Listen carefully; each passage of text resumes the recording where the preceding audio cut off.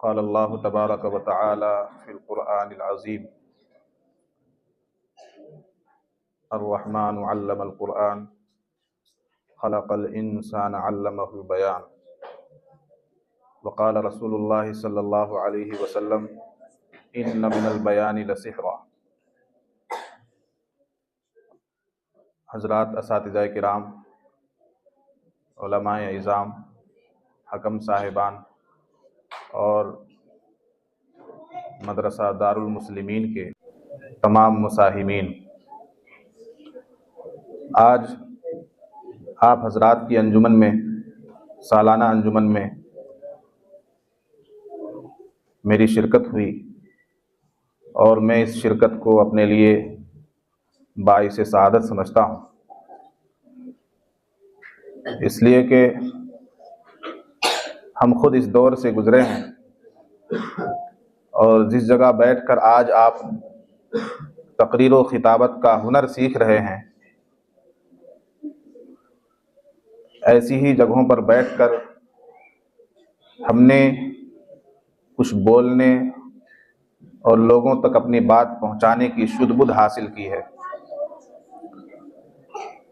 ये अंजुमन जो मदरसे में होती है, हफ्तावारी अंजुमन, जुमेरात के रोज़ तलबाए किराम की जो नशिस्त होती है और एक जगह बैठकर एक दूसरे की तकरीर सुनी जाती है, सुनाई जाती है, ये मश्क है असल में दुनिया के अंदर निकलकर, मदरसे की चहार दीवारी से निकलकर अवाम के दरमियान, लोगों के दरमियान, उम्मत मुस्लिमा के दरमियान अपनी बातों को रखने की। यहाँ अगर आपकी मश्क सही होगी, यहाँ अगर आपने तकरीर का सलीक़ा और हुनर सीख लिया, तो बाहर निकलकर कहीं भी, किसी भी मैदान में, खा वो मस्जिद में मिंबर व महराब का मसला हो, किसी तकरीर व खिताबत का मैदान हो, कोई जलसे का स्टेज हो, कॉन्फ्रेंस हो, कोई भी मंच हो, आप वहाँ पर झिझकेंगे नहीं, पीछे नहीं हटेंगे, बोलने से कतराएंगे नहीं। आपको अगर आगे बढ़ा दिया जाए, माइक पकड़ा दिया जाए, तो ज़रूर दो चार अल्फाज आप काम के कहकर और काम की कुछ बातें बताकर अपनी जगह लेंगे। ये कब होगा? जब आपने मदरसे के अंदर रहकर अंजुमनों में हिस्सा लिया होगा। हफ्तेवारी अंजुमन में शौक़ से, दिलचस्पी के साथ आपकी शिरकत रही होगी। आप हर हफ्ते की तकरीर की तैयारी कर रहे हों, आपकी अंजुमनों में गैर हाज़िरी ना हो रही हो, अंजुमनों में आपकी जो इस्लाह की जा रही हो, उन इस्लाहात पर आपकी नज़र हो और उनके सुधार की, उनकी दुरुस्तगी की कोशिश हो, तब जाकर आप मदरसे की चहार दीवारी से निकलकर एक अच्छे मुक़र्रिर बन सकते हैं, बेहतरीन ख़तीब बन सकते हैं, अच्छे ज़ुबानदान बन सकते हैं। और जो तलबा अंजुमनों में हिस्सा नहीं लेते, तकरीर में हिस्सा नहीं लेते, बयान व खिताबत में दिलचस्पी नहीं रखते, उनका हाल ये होता है कि वो मदरसे की चहार दीवारी से निकलकर मस्जिद में खुतबा देने में भी कतराते हैं। जुमे के रोज़ अगर उनके गांव में कोई खुतबा देने वाला मुकर्रर इमाम न हो और उनसे कह दिया जाए कि मौलवी साहब आप तो फारिग होकर आए हैं, आप तो फला मदरसे से हाफिज़ बनकर आए हैं, कारी बनकर आए हैं, ज़रूरी नहीं कि आप में से हर कोई आलिम बने, फाजिल बने। बहुत से हुफ़ाज़ किराम भी उम्मत में जाकर, बाहर निकलकर अपने गांव महल्ले में खिदमत अंजाम देते हैं। तो अगर अब आप हाफिज़ ही बनकर आपने अपनी तालीम का सिलसिला मुनक़ते कर दिया, तो फिर भी लोगों की तवक्कुआत आपसे वही होंगी जो एक आलिम दीन से हुआ करती है।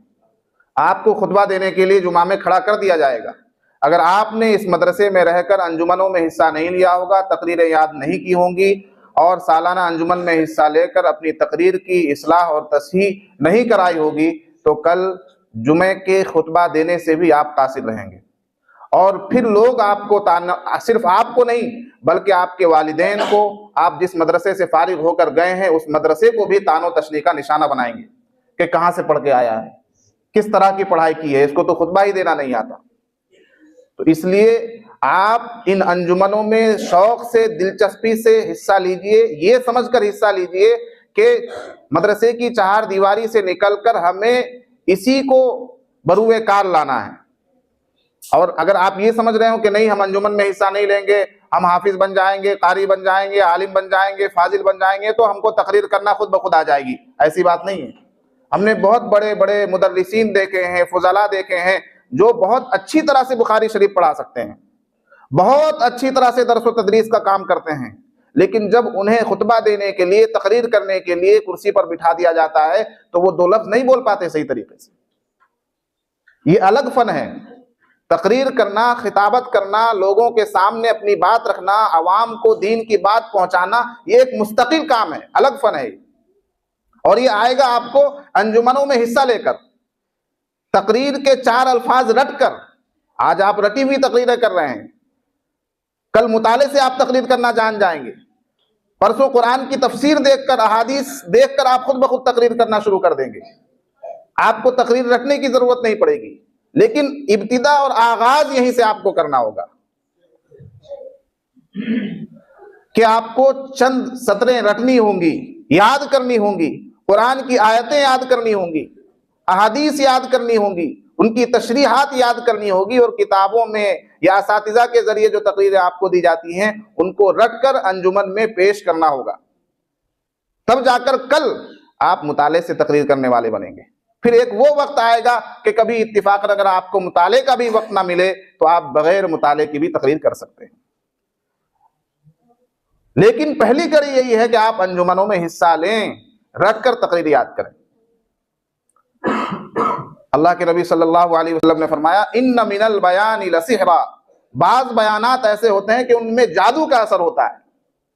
आप देखते होंगे चुनाव के दरमियान, इलेक्शन के दरमियान एक नेता आता है, 5 साल वो कुछ काम नहीं करता, लेकिन वो आता है और ऐसा भाषण देता है कि लोग उसके फैन हो जाते हैं, मुरीद हो जाते हैं, उसी को वोट देने पर मजबूर हो जाते हैं कि भाई ये तो बहुत काम की बात कर रहा है, हालांकि वो बात ही कर रहा है, काम कुछ नहीं करना है उसको। तो ये उसकी बातों का असर है, बातों का जादू है कि वो बातों का जादू चलाकर लोगों को अपना दीवाना बना गया है कि नहीं। और बहुत से फुस्साक, फुज्जार, गुमराह करने वाले लोग भी अपनी बातों से लोगों को गुमराह कर देते हैं। जैसा कि आज के टाइम में शकील बिन हनीफ है, गुमराही फैला रहा है। तो किसके जरिए गुमराही फैला रहा है? अपनी बातों के जरिए फैला रहा है। तो बहुत सी बातें ऐसी होती हैं कि उनमें जादू का असर होता है। आप अगर आपने बात करने का, तकरीर करने का सलीका सीख लिया तो आप यकीनन कुरान और हदीस की बात फैलाएंगे, आप यकीनन सुन्नत और शरीयत की बात पहुंचाएंगे लोगों तक। तो आपकी बातों में भी जादू का असर होना चाहिए कि आप कुरान की बात बताएं तो लोगों के दिलों पर दस्तक हो, आप हदीस की बात बताएं तो लोगों को अमल का जज्बा पैदा हो। यह कब होगा? जब आपको तकरीर करने का सलीका आएगा, जब आप खिताबत के फन से वाकिफ होंगे कि कब किस तरह की गुफ्तगू करनी है, किस तरह का वाकया सुनाना है, हदीस की तशरीह और हदीस की वजाहत को आवाम के सामने किस तरह पेश करना है। यह कब आएगा? जब आप मुस्तकिल अंजुमनों में हिस्सा लेंगे। बहुत से तलबा एक तकरीर याद करते हैं और पूरे साल उसी तकरीर को वो हर अंजुमन में पेश करते हैं। तो ऐसा भी मत कीजिए। आप हर महीने में एक नई तकरीर याद कीजिए। ज्यादा से ज्यादा दो अंजुमन, 3 अंजुमन, 4 अंजुमन तक एक तकरीर आप रख सकते हैं। या एक लंबी तकरीर होती है तो एक अंजुमन में वो पूरी याद नहीं हो पाती, तो आप 2-3 अंजुमन में उसको टुकड़े टुकड़े करके आप मुकम्मल तकरीर याद कर लीजिए। लेकिन दूसरे महीने आप दूसरी नई तकरीर याद कीजिए। कोशिश ये कीजिए कि एक साल में हम कम से कम 10 तकरीरें याद कर लें, या जो छोटे बच्चे हैं कम से कम 5 तकरीर याद कर लें। और हर साल का आप यही अपना बजट लेकर चलिए कि हर साल हमें 10 तकरीरें याद करनी है, हर साल हमें कम से कम 5 तकरीरें याद करनी है। अगर आपने पढ़ाई के दरमियान 5 साल का अरसा आपने मदरसे में गुजारा, 10 साल का अरसा आपने मदरसे में गुजारा, 40-50 तकरीरें आपने रट कर याद कर ली, तो आपसे बड़ा मुक़र्रिर कोई नहीं है फारिग होने के बाद। समझ में आ रही बात? मैंने मुश्किल से अपने तालिब इल्म के ज़माने में मुश्किल से 20 तकरीरें याद की होंगी रट कर, जो मुकम्मल याद की है मैंने। मतलब बाज़ जगहों से कुछ और चीज़ें रट लिया करता था मैं। 20 तकरीरें मुकम्मल याद की होंगी मैंने, अल्हम्दुलिल्लाह। और आज आलम यह है कि किसी भी मौजू पर मुझे 2 मिनट पहले सिर्फ कोई बता दे कि मौजू ये है कि ये ईंट बन रही है फुला भट्टे में और भट्टे का नाम यह है, ईंट का नाम यह है, इस ईंट की फजीलत पर आपको 5 मिनट बोलना है। मैंने कहा ठीक है, कोई बात नहीं। तो ये उसकी बरकत है। हालांकि मैंने 20 तकरीरों में कभी ईंट और भट्टे के बारे में नहीं याद किया कुछ, लेकिन आज अल्हम्दुलिल्लाह बोल दूंगा। सियासी स्टेज हो, कोई मिल्ली मजमा हो, किसी और मौजू की महफिल हो, तो ये मैं जान रहा हूं कि अगर मैंने अंजुमन में हिस्सा नहीं लिया होता, असातिज़ा किराम की बात पर उस वक्त तवज्जो नहीं दी होती, तो आज ये पोजीशन नहीं होती कि किसी भी मौजू पर कहीं भी बोलने के लिए मैं खड़ा हो जाऊं। बात चीजें जिन पर हमें गौर करना कि ये जमाना है, अभी जब हम तकरीर याद कर रहे हैं तो ये जमाना है अल्फाज की सेहत का, अल्फाज की दुरुस्ती का। इस वक्त जो भी हम लफ्ज रटें, ये आपके लिए मैं बात बता रहा हूं, तवज्जो से सुनिए तलबा अजीज, कि जिस तकरीर को हम रटना शुरू कर रहे हैं, जिस तकरीर को हम याद करना शुरू कर रहे हैं, आप अपना उसूल बना लीजिए कि सबसे पहले वो तकरीर हम किसी उर्दू दां उस्ताज को सुना लें, नाजरा पढ़कर सुना लें कि हजरत मैं ये तकरीर पढ़कर सुना रहा हूं, किसी लफ्ज में कोई गलती हो, खामी हो तो मुझे बता दीजिएगा कि ये लफ्ज किस तरह से पढ़ा जाएगा, है ना। सुना लीजिए कि लफ्जों की अदायगी में कोई कसर बाकी ना रहे। मसलन लफ्ज है रिफात, तो आप रफात पढ़ रहे हो तो इसका सुधार अभी होना जरूरी है। रिक्कत तारी होती है, आप पढ़ रहे हैं रिक्कत तारी होता है, तो ये गलती है। तज़कीर व तानीस की खामियां और उर्दू की खामियां, तलफ़्फ़ुज़ की खामियां, जिसको इंग्लिश में प्रोनंसिएशन बोलते हैं, तो किस लफ्ज को कैसे अदा करना है, लफ्ज के किस हर्फ पर जबर है, किस हर्फ के नीचे जेर है, ये आप अभी, चूंकि आप रट रहे हैं, अल्फाज रट रहे हैं अभी, तो जिस लफ्ज को आप जिस तरह से रट लेंगे, आखिरी वक्त तक वो लफ्ज इसी तरह अदा करेंगे आप।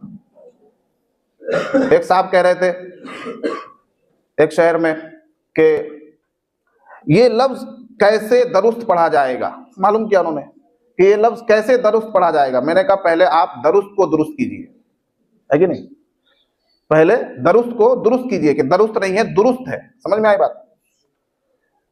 तो अब देखिए ये छोटे छोटे अल्फाज जो आपकी तकरीर में आते हों, तो इनमें दो काम आपको करने हैं। पहला तो ये कि लफ्ज कैसे पढ़ा जाएगा, दूसरा ये कि उस लफ्ज का माना क्या है, उसी वक्त आप जान लीजिए। लफ्ज के मानी आप जान लेंगे तो वो लफ्ज आपके लिए इतना पावरफुल हो जाएगा कि उसका इस्तेमाल आप कहीं भी कर सकते हैं। लफ्ज आपने रट लिया, लफ्ज का माना मालूम नहीं हुआ, तो हर जगह उसका इस्तेमाल नहीं कर सकते आप, क्योंकि आपको मालूम ही नहीं है इसका माना क्या है। तो दो काम आपको करने होंगे तकरीर याद करने से पहले। मैं कह रहा हूं, एक तो नाजरा सुनाइए उस्ताद को, और नाजरा सुनाने के साथ साथ अल्फाज की दुरुस्ती, अल्फाज की सेहत, उसकी अदायगी कैसे होनी चाहिए, वो आप उस पर पकड़ बनाइए। और दूसरा ये कि जो भी नए अल्फाज आपके सामने आए तकरीर के अंदर, उन नए अल्फाज के मानी लिखकर याद कर लीजिए। मसलन रिक्कत तारी होना किसको कहते हैं, है ना। मुअज़्ज़ज़ सामिईन, बहुत से तलबा को मुअज़्ज़ज़ का माना ही नहीं मालूम, भाई मुअज़्ज़ज़ में क्या क्यों कह रहा हूं, सामिईन को मुअज़्ज़ज़ क्यों कह रहा हूं, है कि नहीं। तो जो भी नए अल्फाज आपके सामने आए उनके मानी याद कर लीजिए। और तकरीर में बहुत ज्यादा तेजी, इतनी तेजी के साथ बोलना कि अल्फाज समझ में ना आए कि क्या कहा जा रहा है, इससे बचने की कोशिश करनी चाहिए। शुरू से ही एकदम चीखो पुकार चिल्लाना, ये तकरीर इस तरह से नहीं हुआ करती है। तकरीर के अलग अलग अंदाज होते हैं। शुरू में किस तरह का लहजा होना चाहिए, दरमियान में किस तरह का लहजा होना चाहिए, आखिर में किस तरह का लहजा होना चाहिए। तो लहजों की परख ये भी आपको होनी चाहिए। और बहुत ज्यादा तेज बोला जाए अगर, तो बात समझ में नहीं आती है ना। जैसे मैं आपसे कहूं, मैं जाऊंगा किशनगंज से पटना जाके जरूर, समझ में आएगी बात। अरे मैंने जो कहा समझ में आई, हालांकि मैंने कही है बात कि मैं यहां से किशनगंज जाऊंगा, किशनगंज से पटना जाऊंगा, है ना। अभी बात समझ में आई ना। तो इतनी तेज अगर हम खुद बात नहीं समझ में आ रही है तो बहुत तेज तकरीर ना की जाए, बहुत स्पीड के साथ ना बोला जाए। तो इन चीजों पर आप कब ध्यान देंगे, अभी आपको ध्यान देना होगा। कल फारिग होने के बाद अगर ये खामियां बाकी रह गई तो फिर दूसरों के लिए आपकी बातें असरअंदाज नहीं होंगी, आपकी बातों में तासीर नहीं होगी, मुअस्सिर अंदाज में आप अपनी बात को नहीं रख सकते हैं। समझ में आई बात। अल्लाह ताला ने बयान और तकरीर की नेमत, बहुत बड़ी नेमत अता की है हमें और आपको। अर्रहमान अल्लमल कुरान खलकल इंसान अल्लमहुल बयान। बयान का तरीका किसने सिखाया, अल्लमहुल बयान, किसने, अल्लाह ताला ने इंसान को बयान का हुनर अता फरमाया है। और बयान क्या है? यही अपनी बात को दूसरों के सामने रखना। बहुत बड़े नबी हजरत मूसा अलैहिस्सलातु वस्सलाम अपनी कौम को जब नसीहत करने के लिए जा रहे हैं, अपनी कौम को तबलीग करने जा रहे हैं, फिरऔन के पास जा रहे हैं, तो अल्लाह ताला से क्या फरमा रहे हैं? ऐ अल्लाह, मेरे भाई को मेरा मुआविन बना दे, इसलिए कि वो मुझसे ज्यादा फसीह है। हारून को अल्लाह ताला ने हारून को हजरत मूसा अलैहिस्सलातु वस्सलाम का मुआविन बना दिया। क्यों? सिर्फ ज़बानदानी की वजह से, कि हजरत हारून के पास ज़बानदानी का मलका है, आप बात को बहुत अच्छी तरह से पेश करना जानते हैं। तो अल्लाह ताला ने उनको हजरत मूसा अलैहिस्सलातु वस्सलाम जो रसूल है, नबी है और अजीमुश्शान नबी है, 4 बड़े नबियों में से एक हैं, उनका मुआविन बना दिया उनके भाई को, हजरत हारून अलैहिस्सलातु वस्सलाम। तो अजीज़ तलबा, ज़्यादा गुफ्तगू ना करते हुए बस आपके सामने यही गुजारिशात में पेश करना चाह रहा था कि माशाअल्लाह बहुत अच्छी तकरीरें की हैं आपने। एक ही तकरीर तमाम तलबा ने अलग अलग जाविये से, अलग अलग अंदाज से, अलग अलग लहजों से पेश की है।